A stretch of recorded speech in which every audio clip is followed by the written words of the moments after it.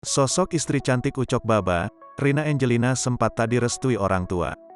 Sempat tak direstui orang tua, keputusan Rina Angelina menikahi Ucok Baba kini berbuah manis.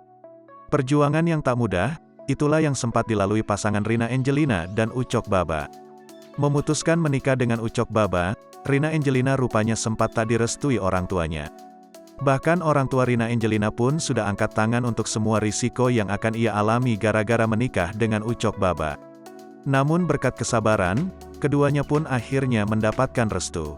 Malahan kini Rina Angelina hidup makmur diperistri seorang Ucok Baba.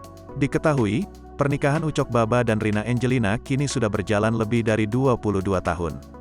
Rina Angelina juga menegaskan jika menikah dengan Ucok Baba ia tak pernah memandang fisik. Namun hal yang membuat ia yakin untuk menikah dengan Ucok Baba yaitu memasrahkan rezekinya kepada Tuhan. Tak hanya itu, menurutnya jodoh dan maut hanya Tuhan yang tahu. Orang tua saya bilang, "Lah kamu gimana gitu kan?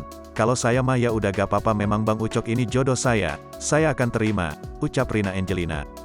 Orang tua Rina sempat meragukan Ucok Baba apakah bisa menjadi suami yang baik.